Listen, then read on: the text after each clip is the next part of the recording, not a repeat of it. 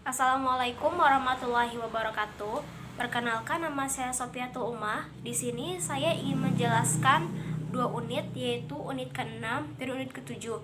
Unit ke-6 tentang peranan hukum dalam kehidupan masyarakat, dan unit ke-7 yaitu tentang modernisasi, globalisasi, dan perubahan sosial dalam pembangunan. Dan sekarang saya ingin menjelaskan unit ke-6 terlebih dahulu. Jadi yang pertama yaitu pengertian hukum dan masyarakat. Jadi seperti yang kita tahu, hukum adalah suatu himpunan petunjuk ataupun perintah atau larangan yang mengatur tata tertib dalam masyarakat yang seharusnya ditaati oleh seluruh anggota masyarakat. Jadi alasan mengapa hukum diciptakan yaitu untuk mengatur masyarakat agar jadi lebih tertib. Karena seperti yang kita tahu, tidak semua masyarakat bisa bersikap baik. Ada saja masyarakat yang bisa melakukan hal-hal aneh, entah itu mencuri, merampok, dan hal-hal yang melanggar hukum lainnya. Lalu yang kedua ada masyarakat. Masyarakat adalah sekelompok manusia yang terjalin erat karena sistem tertentu, tradisi tertentu, konvensi, dan hukum tertentu yang sama, serta mengarah pada kehidupan kolektif. Lalu, apa sih peran hukum dalam masyarakat itu? Nah, dalam penjelasan kali ini, peranan hukum itu dapat dibedakan menjadi 4. Yang pertama yaitu stabilitas. Di sini kehadiran institusi hukum menimbulkan suatu kemantapan dan keteraturan dalam usaha manusia untuk memperoleh keadilan itu. Jadi dalam hukum ini, maksudnya peranan dalam hukum ini manusia itu sudah menjamin ataupun sudah pasti akan mendapat sebuah keadilan. Nah, alasan lain mengapa hukum diciptakan yaitu untuk menciptakan sebuah keadilan bagi manusia. Lalu yang kedua yaitu memberikan kerangka-kerangka sosial terhadap kebutuhan-kebutuhan dalam masyarakat. Di dalam ruang lingkup kerangka yang telah diberikan dan dibuat oleh masyarakat itu, anggota-anggota masyarakat dapat memenuhi kebutuhannya. Jadi selain daripada itu, tujuan dibentuknya hukum juga untuk memenuhi berbagai macam kebutuhan masyarakat, entah itu kebutuhan dalam bentuk keamanan, ketertiban, kenyamanan, dan lain-lain. Yang ketiga yaitu institusi menampilkan wujudnya dalam bentuk norma. Norma-norma inilah yang merupakan sarana untuk menjamin agar anggota-anggota dapat dipenuhi kebutuhannya secara terorganisir. Jadi dalam hukum ini dapat berbentuk norma. Seperti yang kita tahu, norma itu dapat dibedakan menjadi 4. Ada norma agama, norma hukum, norma kesopanan, dan norma kesusilaan. Lalu yang terakhir yaitu jalinan antar institusi. Terjadinya tumpang tindih antara institusi. Jadi maksud dalam penjelasan ini tuh hukum ini disusun dengan sangat terorganisir. Bukan hanya terorganisir juga.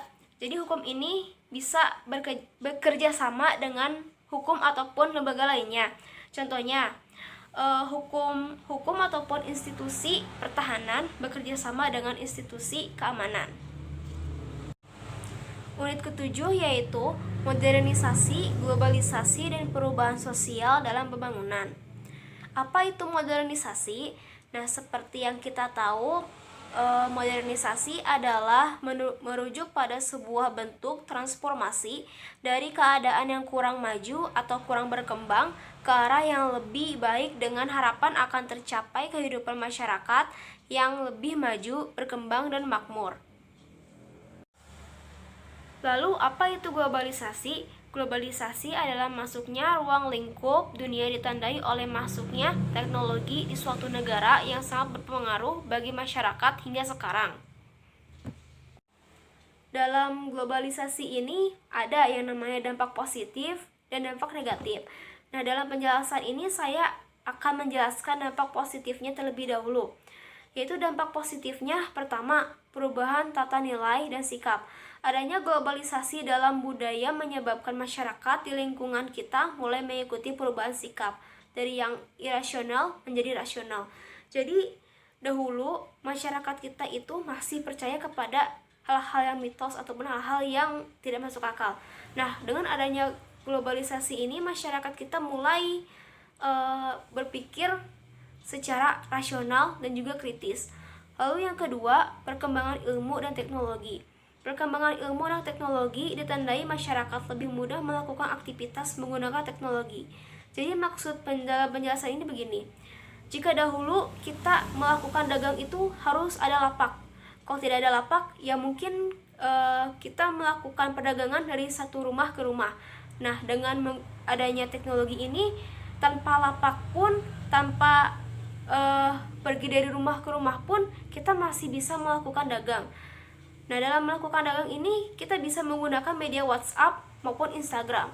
Lalu yang terakhir, tingkat kehidupan yang lebih baik. Kehidupan masyarakat di lingkungan kita mulai membaik dengan adanya globalisasi yang membawa dampak positif.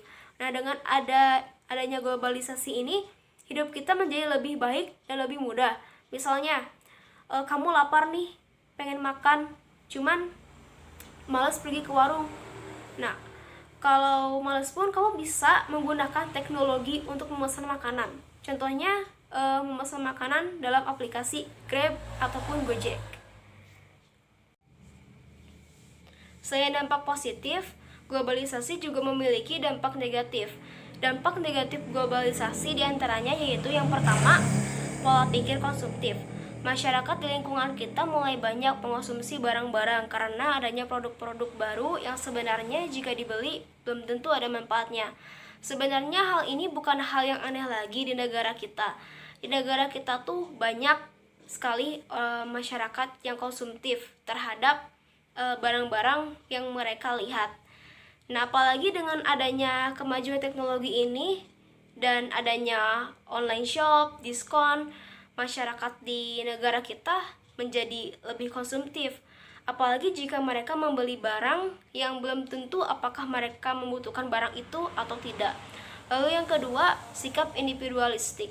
Dengan kemajuan teknologi, masyarakat mudah menggunakannya sehingga dalam melakukan sesuatu selalu dengan teknologi yang akhirnya kurangnya beraktivitas dengan masyarakat lain, sehingga sampai dikatakan sebagai masyarakat yang individualis. Jadi maksud dari penjelasan ini, dengan adanya teknologi, orang-orang bisa menjadi individualis. Itu pun jika orang tersebut terlalu fokus kepada teknologi, bukan kepada lingkungannya. Yang ketiga yaitu gaya hidup yang kebarat-baratan. Masyarakat mulai mengikuti gaya hidup orang barat agar dikira mengikuti tren. Namun dalam mengikutinya ada gaya hidup yang memiliki dampak negatif tetapi tetap dilakukan. Nah, maksud dari penjelasan ini tuh begini. Dalam globalisasi itu terkadang ada saja tren yang muncul. Entah itu tren yang bersifat positif maupun yang bersifat negatif. Hanya saja rata-rata dalam globalisasi itu tren yang berkembang adalah tren yang bersifat negatif. Contoh dari tren yang bersifat negatif itu seperti adanya mode pakaian yang terbuka. Lalu yang keempat yaitu kesenjangan sosial. Tidak semua masyarakat di lingkungan kita mengikuti arus globalisasi. Antara masyarakat yang bisa mengikuti arus dan tidak bisa mengikuti arus globalisasi dapat menjadi jurang pemisah antara masyarakat tersebut. Jadi sebenarnya rata-rata masalah ini diakibatkan oleh pembangunan yang kurang merata. Jadi dalam pembangunan yang kurang merata ini ada saja masyarakat yang belum mengenal teknologi sama sekali. Jadi kesimpulan dalam penjelasan ini yaitu hukum adalah suatu institusi yang bertujuan untuk mengamankan masyarakat, sedangkan globalisasi adalah perubahan suatu tempat yang dipengaruhi oleh berbagai macam hal, entah itu pembangunan maupun teknologi. Baik, sekian dari saya. Mohon maaf bila ada kesalahannya. Wassalamualaikum warahmatullahi wabarakatuh.